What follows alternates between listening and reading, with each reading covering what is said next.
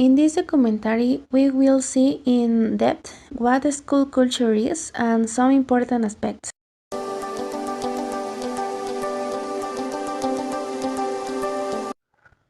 Patterns of meanings that are passed between generations. Are expectations and ways of relating from the school environment.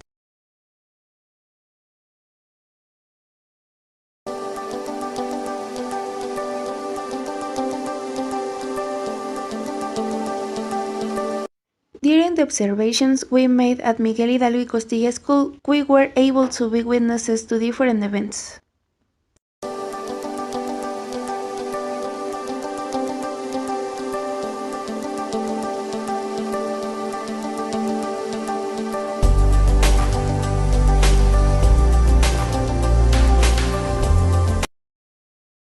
I could observe in a matter of economic and social situations that the parents are generally merchants and workers in the field.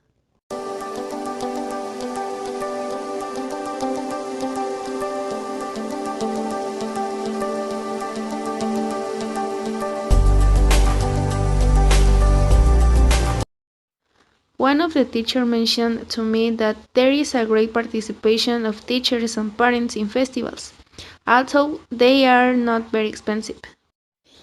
During the days of observations, I realized that the students like to participate in festivals, but without harming their parents' finances.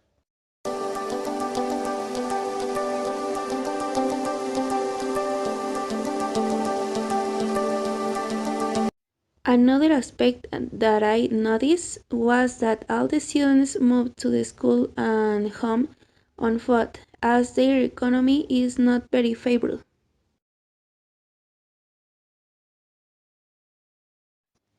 In an interview with a third grade student, I had a better understanding of what her community is like. She told me that she doesn't like to do her homework because sometimes she doesn't have the necessary resources.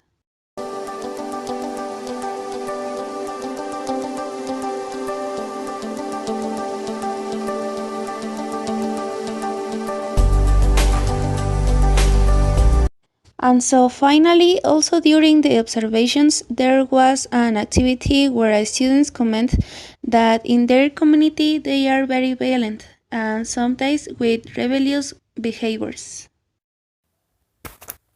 I could observe that in the break time, the students buy from a cooperative where they had very affordable prices.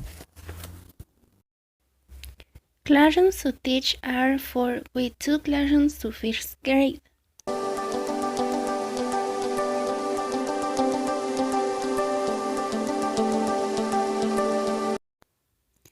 Each classroom had a teacher who taught all the classes, and a principal, and she fulfilled all the administration functions. They didn't have cleaning staff. The students carried out the cleaning work.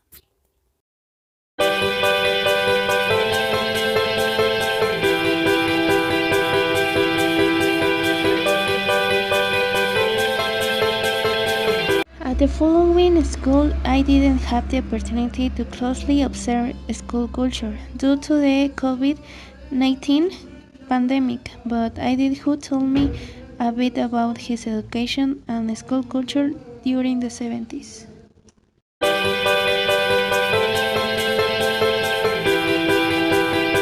The first difference I found was the economic and social situation. During this time, Mexico was going through a big economic problem, so little will benefit from basic services.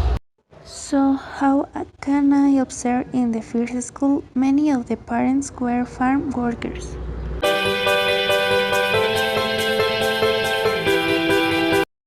The second difference was that at the time they not had festivals because they didn't have the money and there was not very good participation from the parents.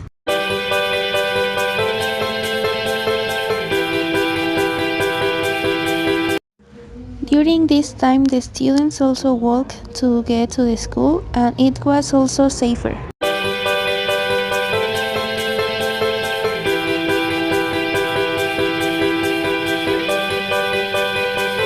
The person who interviewed told me that she liked doing her homework a lot because it didn't seem very difficult and the teachers didn't ask for as much material.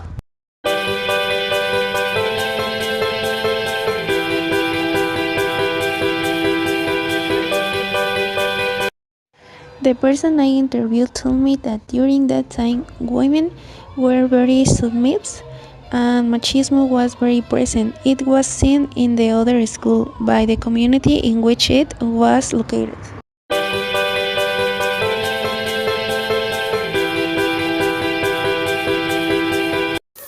A big difference is that during this time there were no cooperatives, even though the school was in urban context. So each student brought their food. The interview told me that she didn't like it because she had no money to eat something.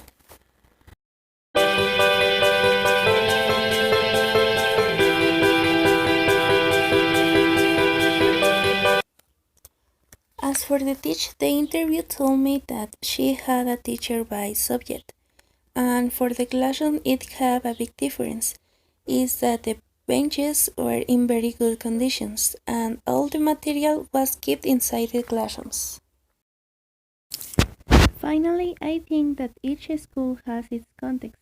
However, in these two we can realize that there are not many differences.